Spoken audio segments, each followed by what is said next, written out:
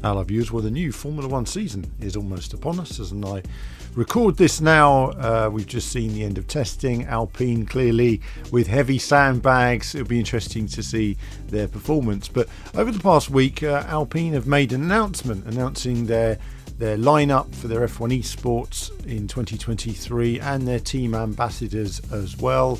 And I popped along to Alpine for a fantastic tour of the factory, as well as a look at some of their various commercial partners, which were showing off various technology at the event, and a few interviews as well. So to start, we had mobile phone games in development, various games that include NFTs. If you're into that kind of thing, interesting to see where that goes, and also VR. And what with PSVR 2 coming out recently, it was a good opportunity to check out the state of the art, I guess you could say, in terms of VR partners.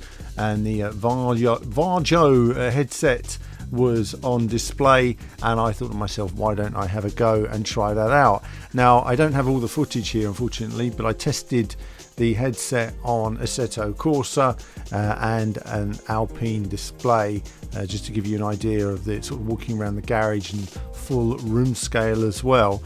Starting off with the headset, obviously very clear displays, powerful lenses, but unfortunately the frame rate on both displays wasn't up to standard, and the display wasn't really showing off the headset properly or in a way that I could even rate it.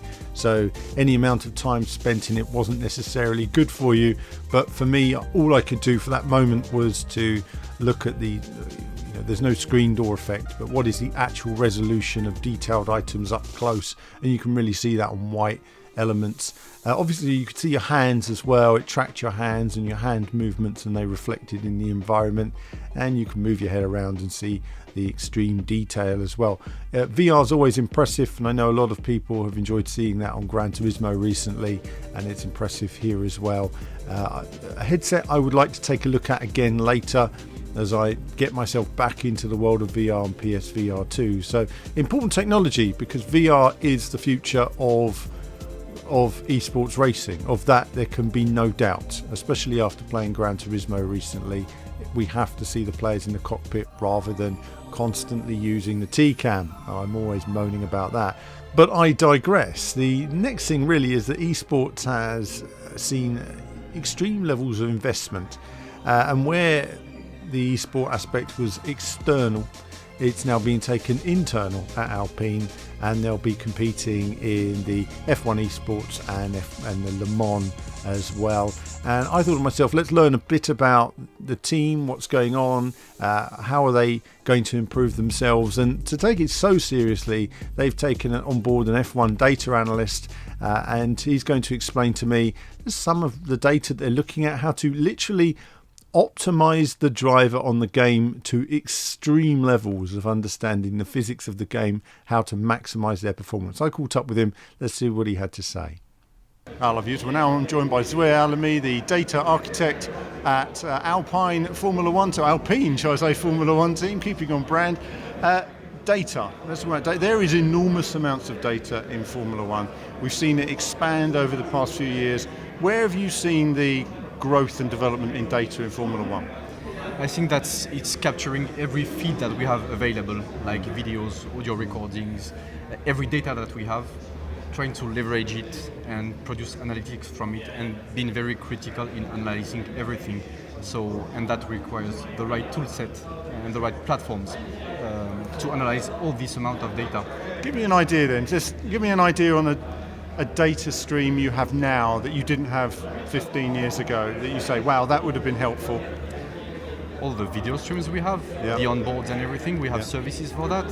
Competitors' data, like GPS traces, all the sensors and the data that flows from the car, that was maybe not as much available, and then all the processing power for that.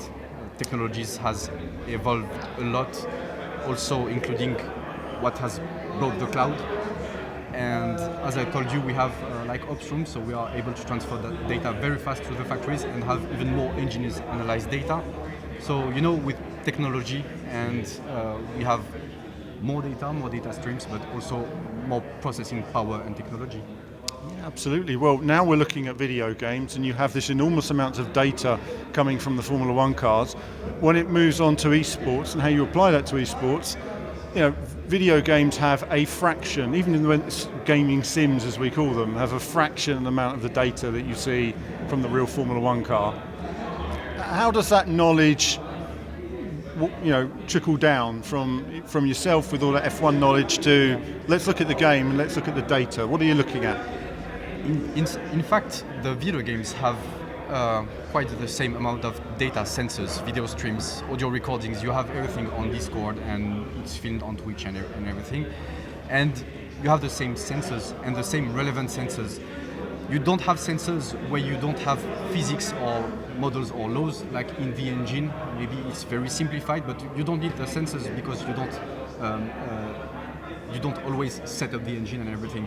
So I think that all the relevant sensors for vehicle management and vehicle dynamics are relevant and at the right frequency in all the games to perform analysis. And there are race cars around the track, so that's the same metrics, same analysis that we can carry on for a real race car to the sim world. Okay, so you've got the core data, tyre temperatures, loads, suspension. You're going to say, right, you're a sim racer, and there's racing gamers at home watching this, and they're saying, right, I want to be an engineer for my car. What are you going to look at first? What are some core details you'd immediately look at and say, well, we can work on that and improve the performance? Driver controls, basically what I'm doing with the steering wheel, my speed, how I'm shifting gears and everything, how I'm cornering. And then when you start to get an engineer, you start looking at the sensors of the car, like the yaw sensors, accelerations, wheel speed and everything. But first is looking at what the driver is doing, basically with his hands and foot, and you get a lot of that from that. And I think that as a sim racer, you cannot train 8 hours and look for the data for 4 to 6 hours a day. That's long days. So that's why I think it will be more serious with engineers that it's their job to look at the data, to look at what the driver is doing and comparing one driver to the other. The thing about games, though, for me, is they're always a bit different to real life. I mean, now you might come at this saying, I'm going to look at a simulation angle, this is the racing line we take in real life. The game line can be completely different. Yes. The curbs that may break the car in real life don't in a game. Curbs that you take in real life may spin you out on the game. Gear torque ratios may be completely different. You kind of have to come at this from a gamer's perspective as well, because gamers will take, again, like real racing drivers, they'll take any advantage given to them. So how do you say, right, we're going to look at, a gamer might play the game and you've looked at your data and say, he'll say, I've taken a corner in third gear, and you would say, oh, we would never take that in real life in third gear. That's I don't think that you will unless you have something very realistic that the simulator we have at Enstone that we try to match with reality. You won't do that, but you will try to optimize, as we discussed previously, what the game wants, basically, and what is the optimum racing line and setup for that particular game. Maybe it's not physical, it's not realistic, but you want to win and you want to be the fastest. You have to optimize the law of the games. So it might be unrealistic, but at the end you want to win. And maybe that someday when we will have the processing power and everything, we will have games that have the full physics, aero and everything, engine limitations. But now, with what you have, you need to optimize and get the fastest around the track. Okay, you've got F1, the game. You've talked about retro engineering, essentially the physics to really understand how they work. Can you share any of what that process actually undertaking means? In the real life? It will. I want to win F1 Esports. I need someone who's going to understand those physics, how they're programmed, how they work on the game. How does that work? What data are we talking about? There is multiple aspects. There is the engineering side when you look at the data, but also there is the game developer side also, because there is some tricks in the games that are not really physics, you know. Suspension. There's been suspension there things are over the shortcuts years. on the track, or miracles that happens because there are loopholes in the code or how it has been coded. So I think that requires different skills to optimize the game, but for sure you have to look at the data because there is optimal racing line and everything. So it's a combination of skills to reverse engineer the let's say reverse engineer the game, not cheating, but reverse engineer the laws that were coded. And that goes through sensitivity analysis, so knowing which parameters are relevant and running a lot of simulations to get knowledge about the game. That's what the drivers do, the sim racers, but maybe do it in a more analytical way, you know. Do you think the F1 team learns anything? Because you learn tricks that you wouldn't do in the real car in the game. Have you ever seen anything and thought, oh, we might apply that to real life? I heard about, but I never witnessed it on some tracks where it was faster in sim racing and people took that hint in the real life and it was a lot faster. But what can happen is sometimes a real driver will ask sim racers about tracks they have experience about, overtaking, how you corner it when it's a new track, like the Jeddah circuit or the Las Vegas one. Maybe the sim racers will have that beforehand. It was the case for Jeddah, and maybe that real life drivers will ask them about those tracks. You've got an F1 Esports player in the official F1 simulator, and you may find something new there that the Formula One driver won't find, because the Formula One driver is conventionally driving. Yes. The Esport player doesn't have any fear. He doesn't think about damaging the car in the same way. He doesn't have experience or memory. So he may find a line through a corner, or a gear through a corner, or an approach that could benefit the F1 team. And then you say to the F1 driver, well, let's try that. Has that happened? I think not yet, because first of all, I think that our drivers never been into the simulator, but that's something we have to work on, and to start to have those exchanges, and maybe that also the skills that the sim racers have can benefit to the F1 in terms of running the simulator and everything. So it hasn't been done yet at Alpine Racing, without disclosing any secret, but hopefully we'll do that in the future and we can have that conversation again, and I will answer you. Well, final question then. What would you say has been something fun that you've learnt about this, the thing that's excited you the most about this whole project and has surprised you? What is there an aspect that stands out? Seriousness. They are serious about racing. I did not know that before working with them, having a pit wall crew with a strategy, audio with Discord and everything. That's like the real life. So that was really impressive.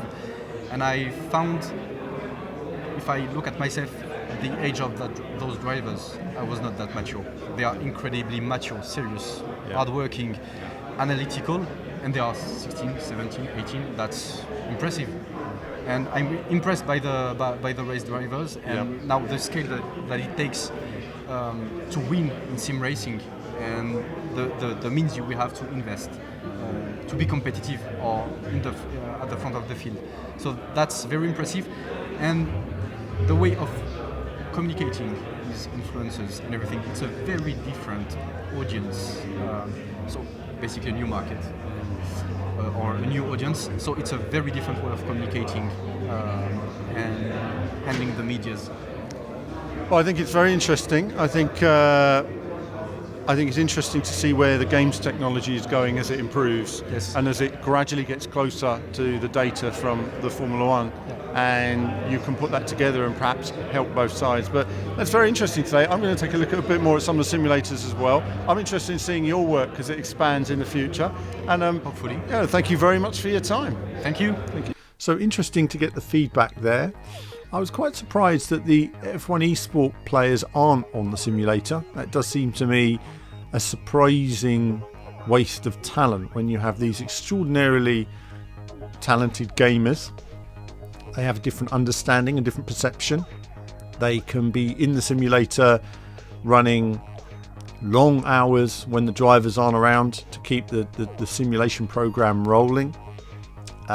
Certainly it seems that conversation is going to be happening at some point, But next up was the track racer on display. Obviously, we had a Tobii eye tracking, which again was very impressive. I've not used eye tracking for some time. It's moved on a long way. The Tobii eye tracking was seamless. In fact, it was so seamless that when I started playing, I hadn't even noticed it was eye tracking for the first few seconds. I was going around the corner and thinking, oh, that's nice. It was so smooth.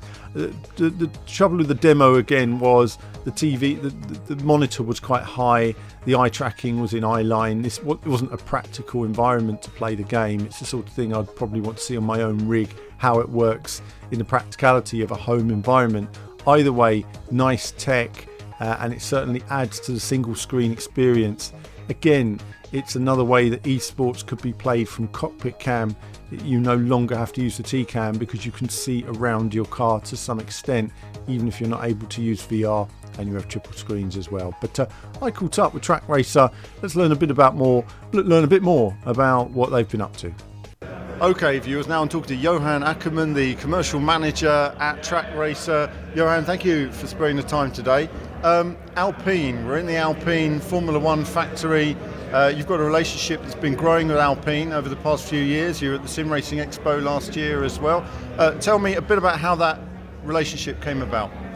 Well, of course, the real change here is that 5 or 6 years ago, COVID never ever existed. We all had different hobbies, and of course, the last 3 years, a lot of things happened. And of course, with the development now, with all the games you have, that's getting so much more realistic that the boundary is getting thinner and thinner and thinner. So that's where Alpine came into play and said, hey, we might want to do something with academy drivers, teach them how to learn and how to drive on an earlier age than that they're allowed to actually go on track with a Formula car.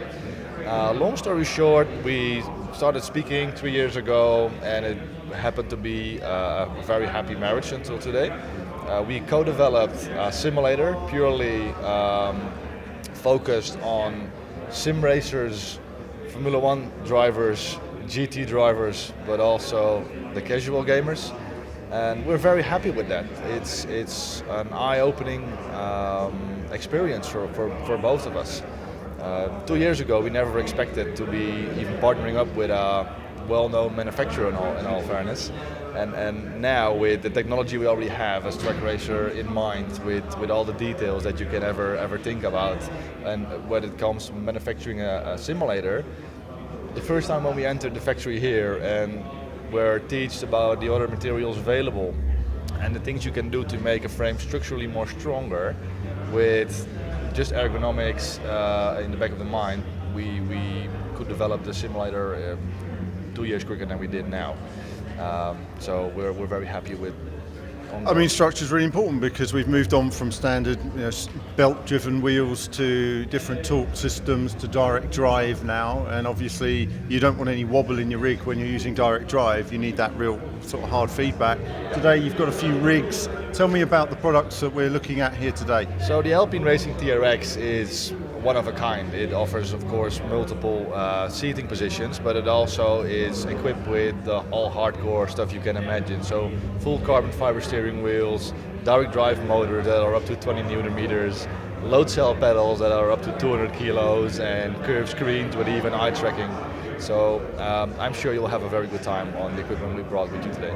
Absolutely. I mean, they're serious pieces of kit. Just in terms of the different products you have available, do you have entry level and high level? What have you got available? We start off with our FS3. That's a foldable simulator. We all got a missus at home that is always complaining about space, right? So we thought about that with creating a foldable simulator that is easy to stow away when not in use and easy to get out when you're ready to race. That uses an office chair or something that you have in your kitchen table to be used. 140 pounds, if I recall correctly. Then all the way up to simulators that are costing up to 50, 60,000 euros or more. And then we're talking about the motion and the augmented reality stuff. Yeah. So a wide range available, lots of kit. What aspect are you, I mean, you've seen the company develop, you've seen the rigs develop over the last few years. A final question, what aspect are you most proud of that you guys have developed at Track Racer? What are you looking forward to the future? Well, we recently partnered up with Airbus, of course, so I'm very keen to show the world what we been cooking up for the last past years with that. But the Alpine Racing TRX is our new pride, our new beast. Yeah.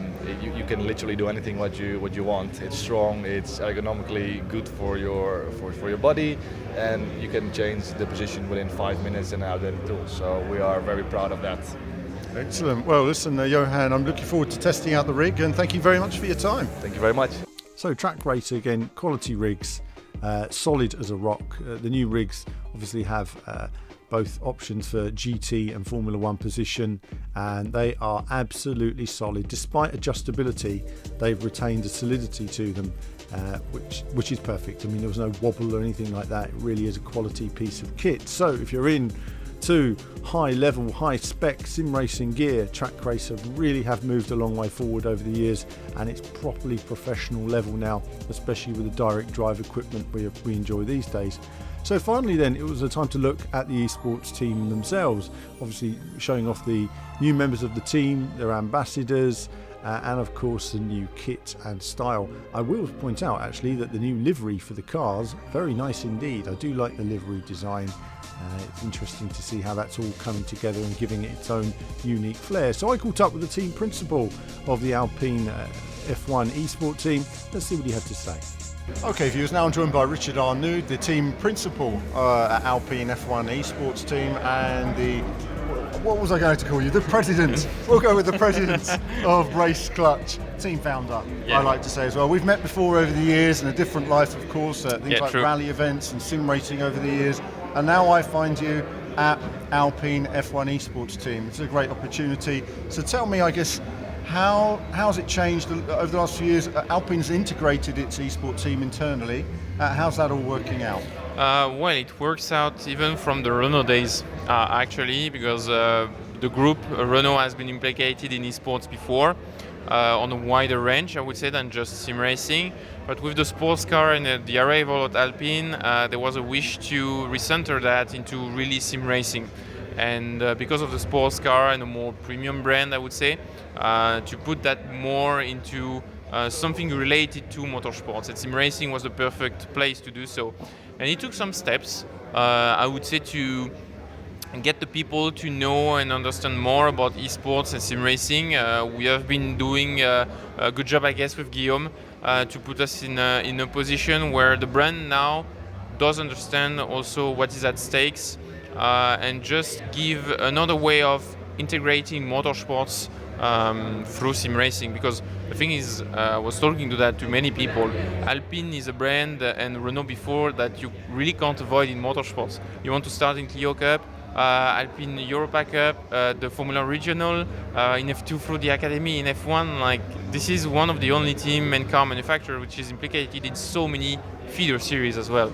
And so sim racing came natural for them as well, because this is part of the philosophy of the brand overall. I look at it and I think, when an F1 esports team, says you're going to drive it, one, it makes you go faster because you feel like it really matters. It's very challenging. For you as a team boss, you want to get the most out of your players. How do you approach your job here? What does it involve at Alpine?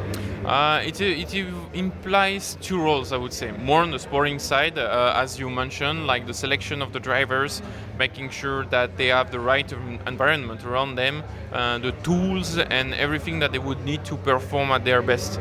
The guys that we have here within the team are the guys that we do believe in. There was a philosophy as well when we did develop the team to get things more in-house through the Race Clutch Academy that can give then the bridge towards Alpine Esports and making the link between the two entities. And that's what we have done with Patrick, with Luke and Ruben. So the full lineup in F1 has been following that philosophy actually, and for Colin or Tom in the Le Mans Virtual Series, those are drivers that I've been following for Tom since like early days of the FIA Gran Turismo Championship before switching to Factor 2. So there is really that philosophy of developing the guys, because from year to year it's much more demanding. Through the media sessions like we are having today, like it was not existing a couple of years before, how much you need to develop the cars, all the little things and details around the racing, that does really matter. So that's all what we're doing, And then my second role as a team principal, more on the business side, as I mentioned before, is giving Alpine the right path to go for. Because I have that sim racing knowledge as well. I've been following sim racing since 2008, competitive sim racing with the Formula Sim Racing back in the days. So that's quite some time ago. Yeah. And I've been active in WRC and in many scenes. And so trying to giving them like the right path depending of also what they want to develop for the brand. See, I mean, I think that's an important part of being an esport driver. It doesn't really get spoken about enough, or being a real racing driver. Is people say you're a racing driver, that's all you do, but actually it's 5% of what you do. Yeah, 95% is doing interviews, it's writing for publications, it's thanking your sponsors, it's doing things for your sponsors. Yeah, true. And then not only have you got to be good at the games under pressure, which is very different to you playing at home. Yeah. You can restart when you want to. Yeah, you true. can't when you're shaking just before the adrenaline's going before a race. So you're sort of, it's not just the making them better drivers, it's the mindset to perform under pressure. Yeah, that's true. That's like the mindset is, I would say, at least 50% of the job, and more than 50%. If I would say, like, give a percentage of what are the criteria as well, which recruiting a driver, the mindset is for sure the first one. Because at the end of the day, when you have a grid which is within 2 tenths in F1 Esports and a couple of tenths in the Le Mans Virtual Series, like, the talent is here. Everyone has the talent to be at the front, and every drivers, and I think that's the beauty for the spectator, like, has really a chance to win a race. But then what makes the difference is the mindset. How much can you commit? How much are you able to learn to question yourself on what you're doing? Watching other competitors as well. How do they approach things? Like, it's a permanent set of questions, that you are trying to answer along the way. And the more you do that, the better you come. Well, I tell you, it's all coming along well. I'm aware it's a long-term plan at Alpine. Yes. But certainly you're getting stuck in. There's a lot of work, there's a lot of team support to come, and I look forward to seeing your results in the future. Richard, thank you very much for your time. Thanks to you, Alan. So lots of interesting aspects there to the world of Alpine and the esports. It is impressive how the investment has come in there. I often still wonder where the value is to some companies in terms of the level of investment they're putting in. They're looking for a younger audience, but I wonder, what does that mean in terms of certain products? Does it sell more products via VR? It depends. Via esports. It depends. I think we're in an interesting place. There's a lot of money going into it. I'm not entirely certain it's a great return on investment sometimes, especially when we look at where Formula One is, and you look at the type of simulation they have for real Formula One cars, and the huge downgrade you have in terms of memory capacity for home gaming, and trying to correlate that. Interesting. There's a long way to go. I'll keep an eye on the world of F1 Esports. I wish the Alpine F1 team, esports team, all the best this year, and look forward to seeing how they progress over the next couple of years in terms of the various programs that they have to improve their players and work their way to the top. But that's it from me for now. As ever, more soon.